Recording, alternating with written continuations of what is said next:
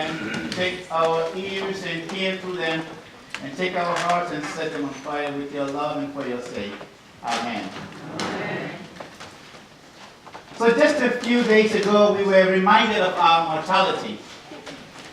On Ash Wednesday, we received those ashes on our foreheads as a reminder that we are dust, and to dust we shall all return. Thus, we began a Lenten period of prayer and fasting and entering into the wilderness, just as Jesus did.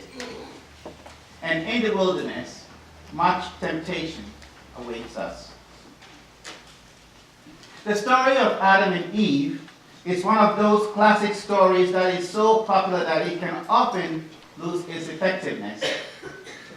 Many references in our lexicon take their origin from this story about humanity's first transgression, disobedience. And many theologians and biblical scholars have come up with various interpretations of this classic story. But when it's all said and done, it is disobedience, the disobedience of Adam and Eve, that caused them to be thrown out of the Garden of Eden. Now I know that our modern world has tended to romanticize life in the Garden of Eden. We imagine flowers with nice fragrances, fruit trees of every kind, organic vegetables, all you can eat forever.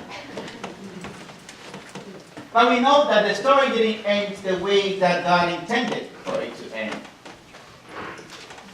It ended tragically with Adam and Eve being tossed out because they transgressed, because they met with the adversary, disguised as a serpent. I don't know about you, but if I saw a talking snake, I'm not going to stand there and engage in any kind of conversation.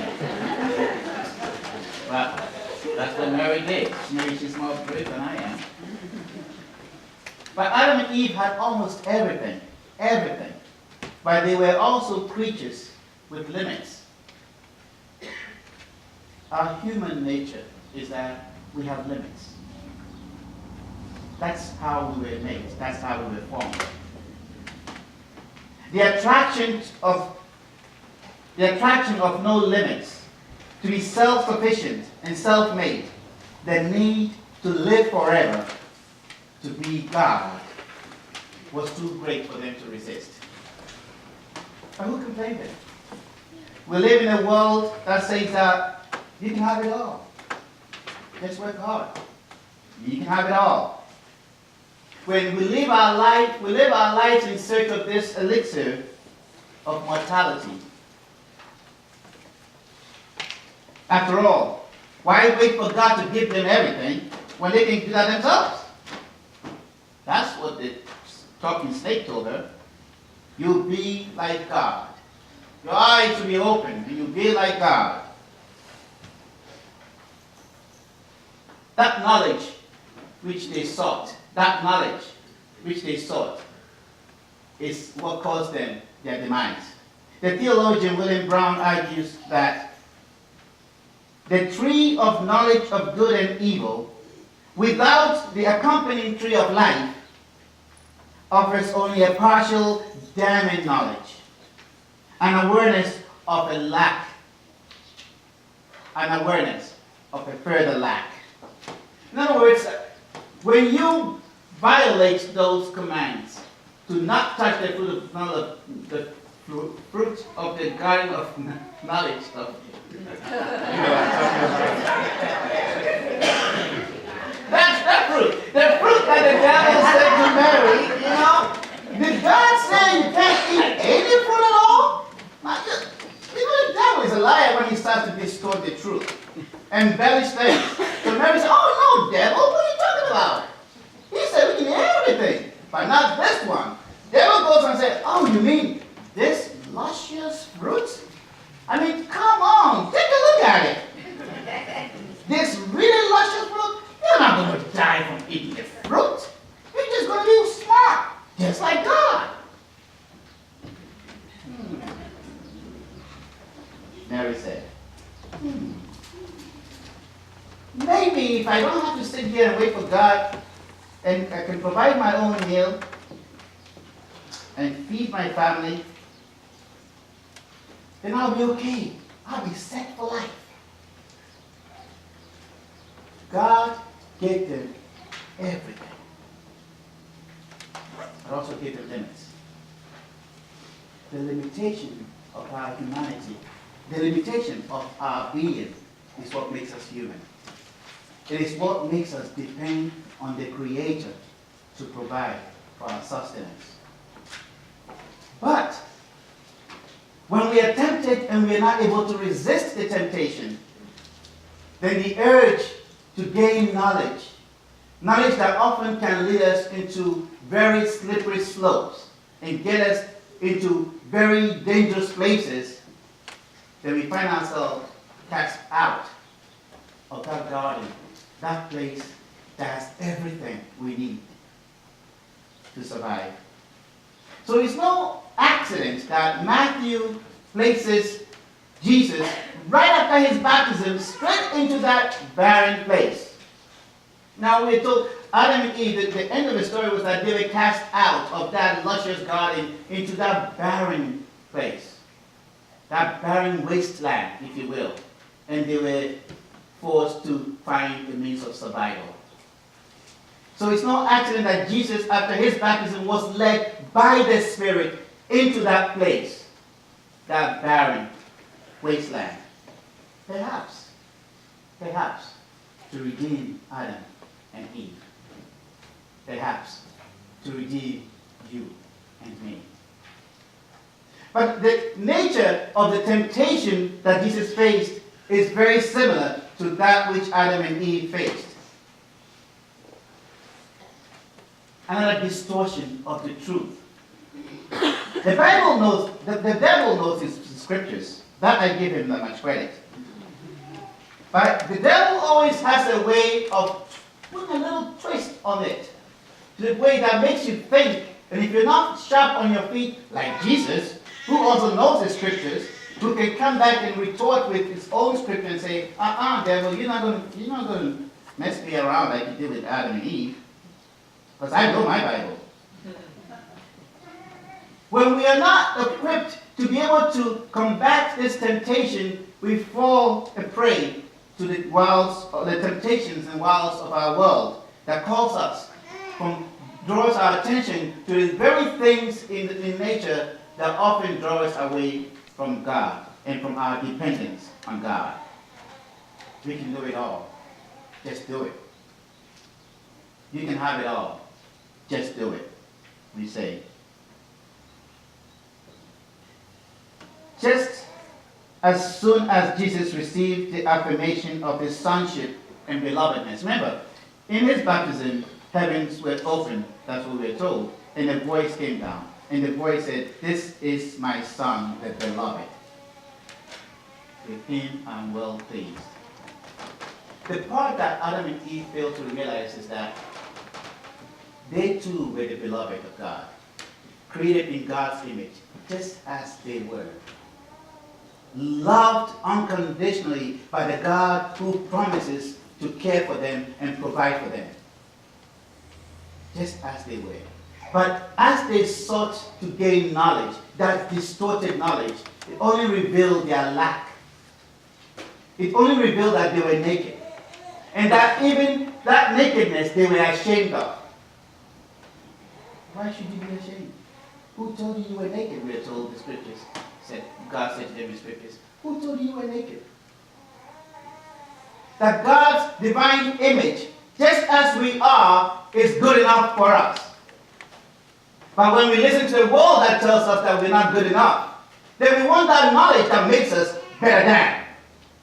And oftentimes, getting that knowledge that causes us to be better than sends us on, as I said, slippery slopes, and we acquire other things, perhaps sometimes at the expense of others. You are my beloved.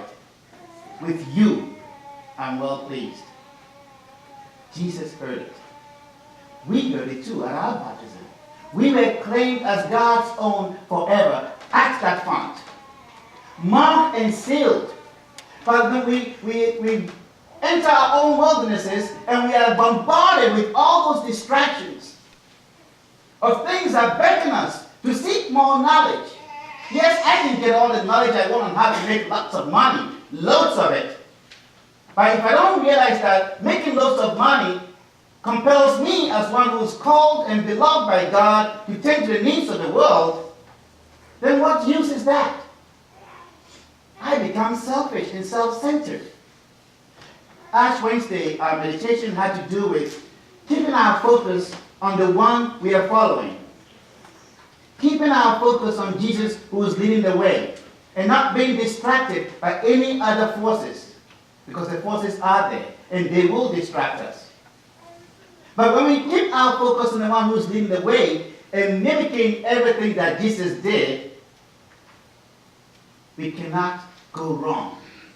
We cannot veer into any slippery slopes. The devil knows the scriptures, but Jesus knows better scriptures. Scriptures that assure him of his total dependence on his Father who created him and formed him and called him his beloved. It is that knowledge alone that he needed to withstand any form of temptation. The adversary shows up and attempts to distort the identity of Jesus. Look at the question. If you are the Son of God. Can you imagine that? Don't we face that all the time in our lives? Where circumstances that face us in the world compels us to behave like Christians, and sometimes we fall flat on our faces. If you are the child, if you're the Son of God, Jesus had no doubt that he was the Son of God. There is no ifs, ands, or buts about it. If you're the Son of God, command this stone. The point is that if you think you are the Son of God, then feed yourself. If you can feed yourself, who needs God? You see where the devil leads us? That's the slippery slope. If you can taste the fruit and become smart like God and be eternal like God, who needs God? And Jesus was smarter than that, and he resisted. The devil thinks he owns the world. He owns the world. Hey, you just look at all these kingdoms. I'll give them to you. Just bow down to me. How many times have we found ourselves prostrating at the altar of the evil one, of wealth, of fame, of power, of opportunity, and sometimes at the expense of others? Bow down to me, says the devil. Jesus retorts, you shall worship the Lord thy God, and him only shall you serve. Yet Jesus demonstrated to us that how to read scriptures in order to resist temptation of the evil one. Jesus was fed by the assurances he received at his baptism.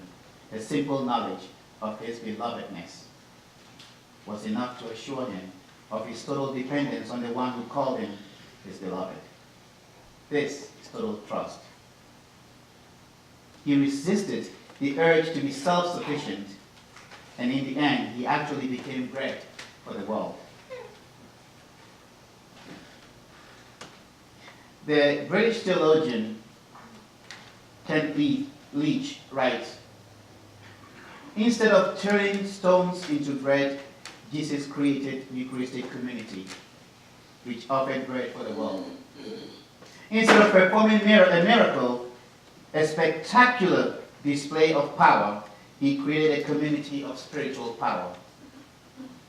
And instead of seeking dictatorial imperialism, he created a community committed to values of equality and sharing, to work as a subversive and transforming force within the structures of the world.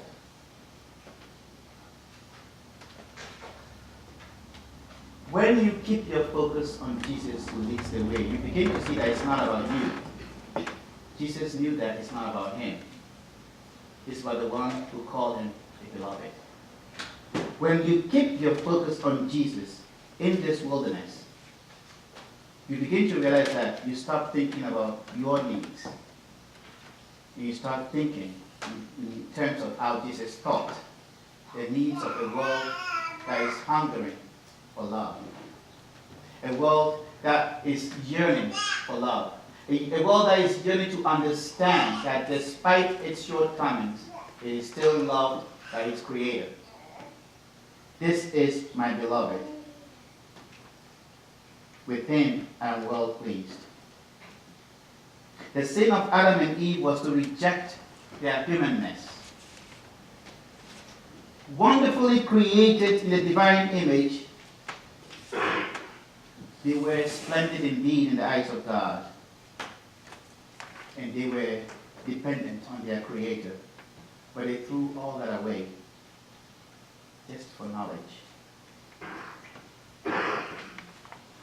I believe that Jesus' mission was restoring Adam and Eve to their true places as the beloved of God and brought back into relationship with God. The gift of the new Adam, which is Jesus Christ, was to restore our humanity and bring us back into Eden, where we will live with the full assurance that the one who called us his beloved will provide for all our needs. We do not need to create our own food, but work for the food that feeds the world.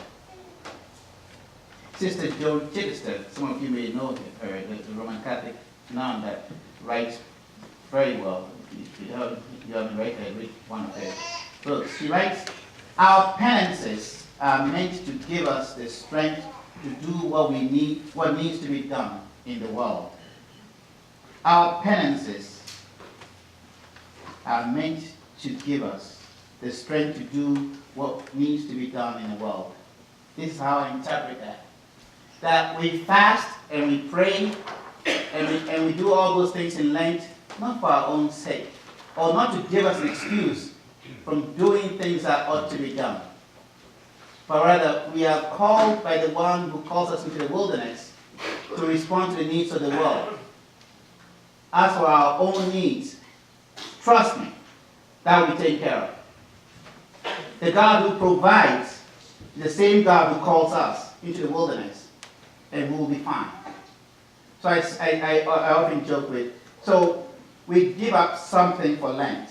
And last Wednesday I said, it's really meaningless if you're just giving up something for Lent, unless it translates into something else. So today, as I was thinking about that comment, I said, okay, let's give an example. Let's just say you're one of those people who love coffee, and you just love your Starbucks. And every day you have to have your Starbucks, right? And you decide that to show your affection for God, this Lent you're just going to give up for 5 weeks or so, 6, sometimes 7 weeks, give up Starbucks. Well, all that is good if it makes you feel good. But that's not the point, because now you focus on yourself. But if you take what it costs to buy a cup of Starbucks and offer it to somebody who's hungry, now that is real fasting.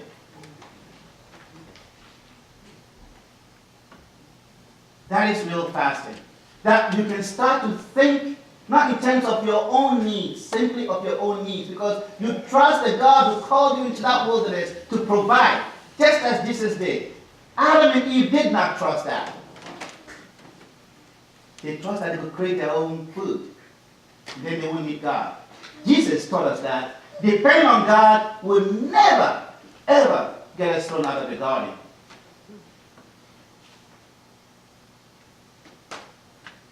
Our penances are meant to give us the means and the strength to do what needs to be done. God loves the world, and God calls us his beloved because he has confidence in us. He has confidence in us to transform the world with this knowledge of his love. As we make our way through these 40 days, 40 nights in Lent, my brothers and sisters, let us remember that we are unique.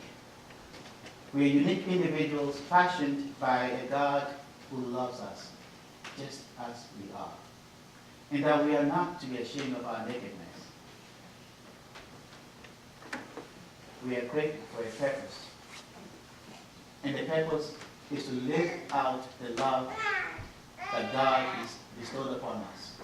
We can only give what we have been given. Think about it. We can only give what we have been given. When we know that we are a forgiven people, then we are compelled to forgive others.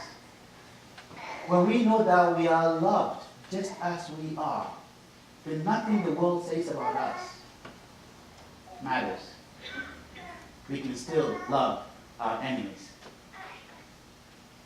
In these 40 days, we're going to be tempted by many, many luscious looking fruit.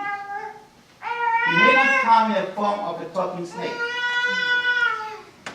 but it may come. Actually, it will come.